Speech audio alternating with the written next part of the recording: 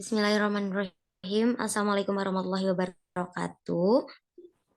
Salam. Selamat malam Ibu dan Teteh. Kali ini aku dan teman-teman akan menjelaskan tentang komunikasi dalam bimbingan konseling dan hasil observasi kita di SMK Negeri 1 Majalaya.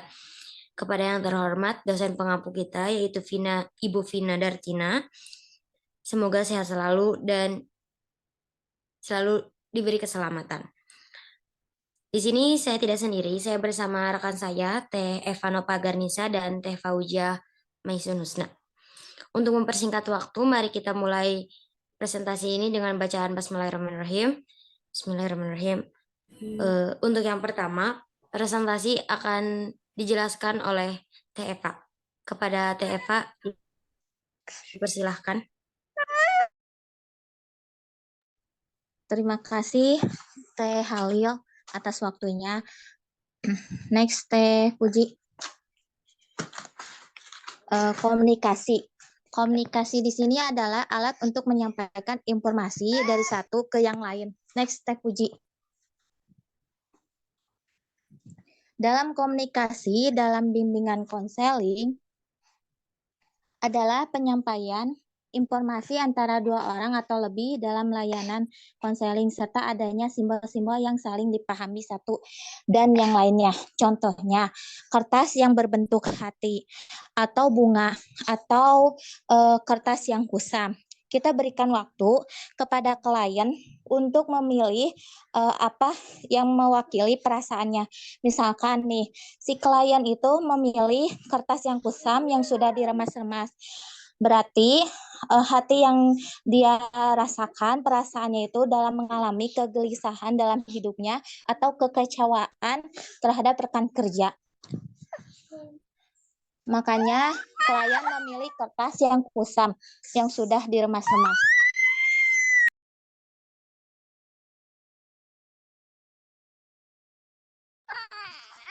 Ih, berisik. Buya, ya, ya. Buya, cepetan ini ya. Dia panggul aku ke kuliah, cepetan. Kuliah. Bentar.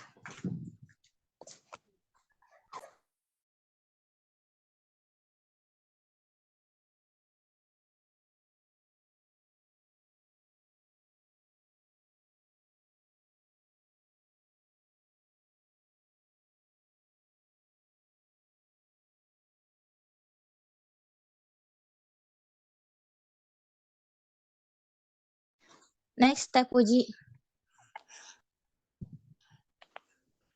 Lalu di sini ada komunikasi efektif. Komunikasi efektif di sini adanya feedback. Feedback di sini adalah bentuk respon atau tanggapan atau jawaban dari konselor kepada konseli. Next. Maaf, masih keterampilan komunikasinya, maaf. Untuk keterampilan komunikasi di sini ada empati dan simpati. Empati di sini adalah attending, seperti ucapkan salam dengan tersenyum kepada konseli. Sedangkan simpati atau empati, maksud di sini adalah kesediaan untuk memahami orang lain secara keseluruhan seperti aspek perasaannya, apa yang dirasakan konseling, kita merasakan berada di situasi yang sama. Lalu tidak memaksakan kehendak sendiri. Lalu diam dan dengarkan saat berbicara dengan orang lain. Kita harus siap membuka telinga untuk mendengarkannya. Jangan memotong pembicaraan orang lain agar lawan bicara merasa dihargai. Lalu fokus mendengarkan dengan sesama.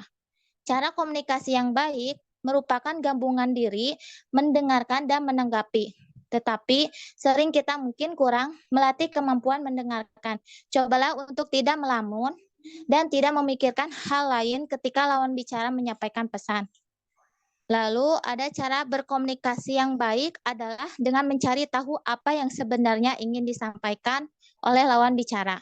Kita dapat meminta lawan bicara untuk mengulang kembali pertanyaan lebih jelas atau menanyakan pertanyaan lebih jelas atau menanyakan bagian ucapan yang tidak dimengerti. Lalu kita juga harus perhatikan gestur tubuh. Ketika berbicara dengan orang lain, kita perlu memperhatikan gestur tubuh orang lain. Kurangnya kontak mata menandakan bahwa orang tersebut kurang tertarik melanjutkan pembicaraan dengan kita. Lalu yang terakhir, terbuka dengan jujur.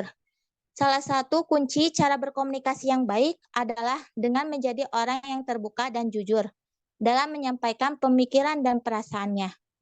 Berbohong tidak hanya merusak kepercayaan orang lain terhadap kita, tetapi juga membuat orang lain tidak ingin terbuka dan berbicara lagi dengan kita. Mungkin itu yang bisa saya sampaikan. Selanjutnya dikembalikan kepada moderator. Terima kasih. Terima kasih banyak Teh Eva. Untuk selanjutnya itu ada komunikasi interpersonal yang akan dijelaskan oleh saya sendiri. Komunikasi interpersonal ialah komunikasi yang berhubungan dengan orang-orang secara tulisan maupun komunikasi verbal. Komunikasi interpersonal fokus kepada menekankan proses interaksi seseorang lebih dari interaksi verbal, menekankan tingkah laku keterampilan untuk komunikasi interpersonal. Maksud dari sini adalah bagaimana adanya komunikasi tanpa adanya feedback, tanpa adanya balasan dari si komunikasi tersebut. Serta komunikasi dapat dijelaskan bukan hanya oleh verbal saja, melainkan dengan komunikasi nonverbal seperti tulisan ataupun gerakan. Next Teh. Berikut ada hasil observasi mengenai pentingnya komunikasi dalam bimbingan dan konseling.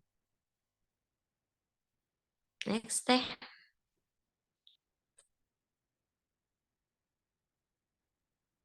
Nah, metode observasi ini kebagi menjadi dua. Yang pertama ada wawancara dengan guru BK, dan yang kedua ada mengamati komunikasi antar konseli dan konselor. Next Teh.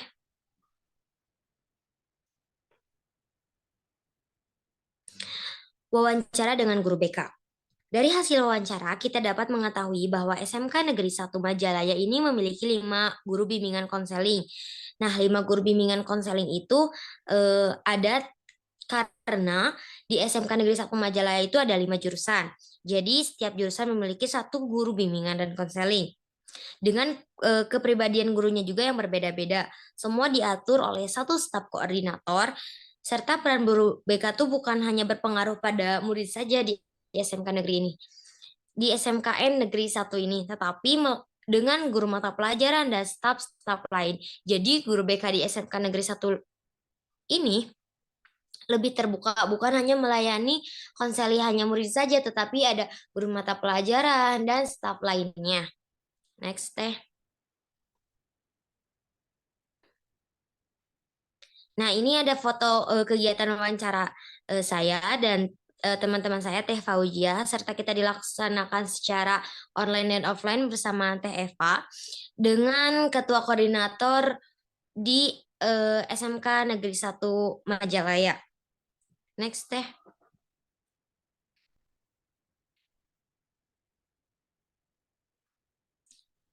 Next Teh. Untuk selanjutnya akan dijelaskan oleh Teh Fauzia selaku pemateri hari ini. Kepada Teh Fauzia dipersilahkan. Baik, terima kasih Teh Halil.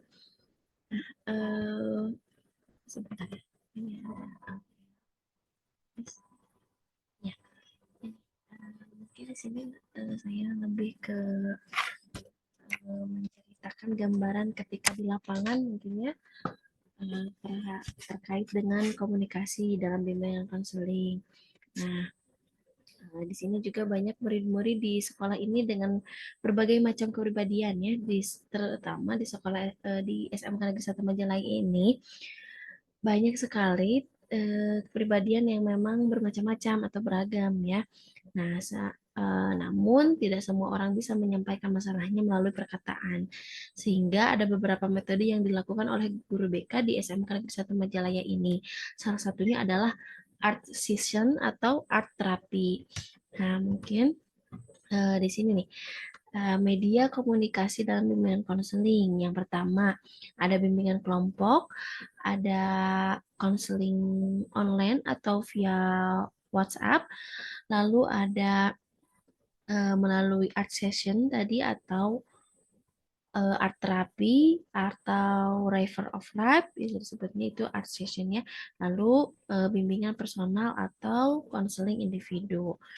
Nah, salah satunya ini di sini adalah terlihat pada gambar ini adalah sedang dilakukannya komunikasi kelompok, di mana konseling kelompok itu dilakukan ketika ada satu atau dua atau lebih dari beberapa siswa yang memang memiliki masalah yang sama. Jadi kita kelompokkan dengan masalah yang sama. Lalu kita mediasi dengan wali kelas tentunya, lalu dengan siswa-siswa yang terkait dengan masalah yang sama tersebut. Nah, lalu ini yang kedua ada art session atau sesi terapi ya. Nah, sesi terapi di sini terbagi juga menjadi beberapa macam.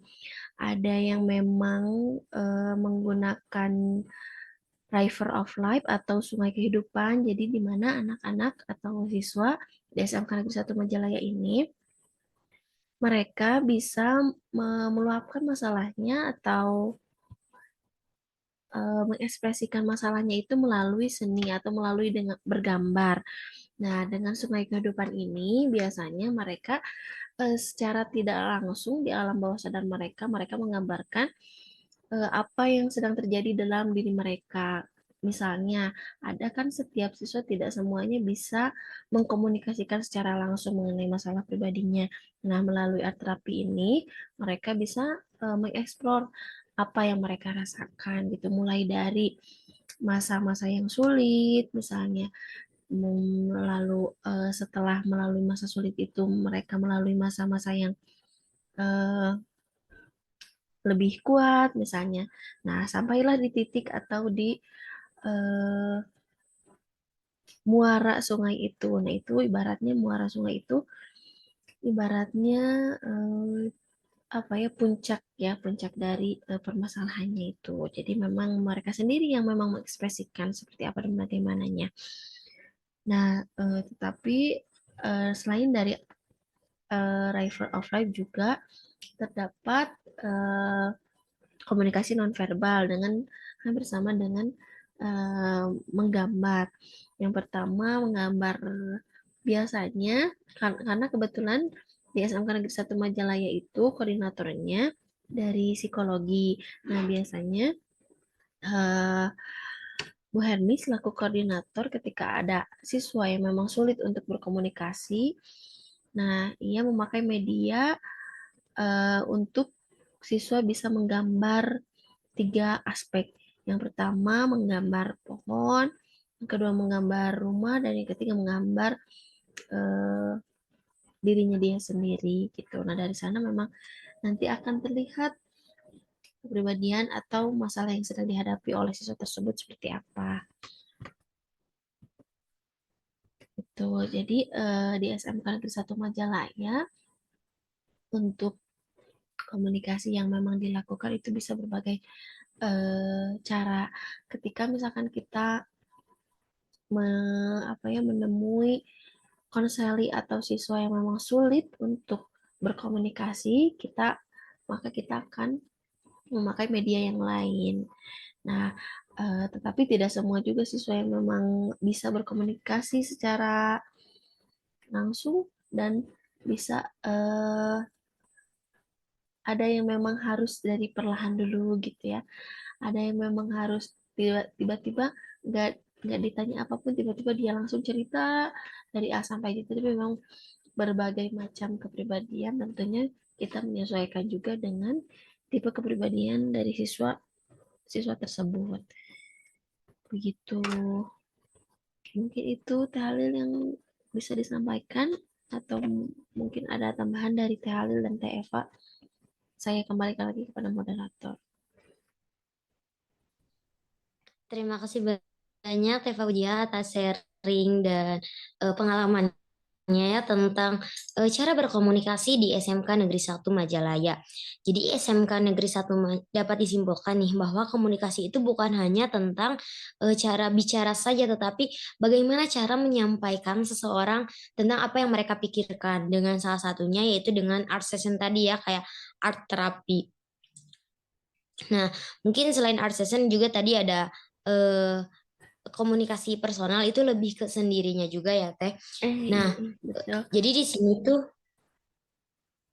Ya, kita itu. dapat simpulkan juga bahwa komunikasi itu bukan kayak ngobrol biasa, tetapi ada juga yang seseorang yang susah untuk mengungkapkannya dan bisa mengungkapkannya dengan gambar ataupun dengan tingkah laku. Mungkin itu yang bisa kelompok kami sampaikan. Apabila ada pertanyaan, silahkan ditanyakan via personal melalui WhatsApp. Terima kasih kepada rekan-rekan presenter Teh Eva dan Teh Fauzia. Semoga selalu diberi kesehatan. Sekian dari kelompok kami. Wassalamualaikum warahmatullahi wabarakatuh. Waalaikumsalam warahmatullahi wabarakatuh. Terima kasih Teh Fauzia, Terima Teh kasih Teh Eva, Halil. Teh Halil.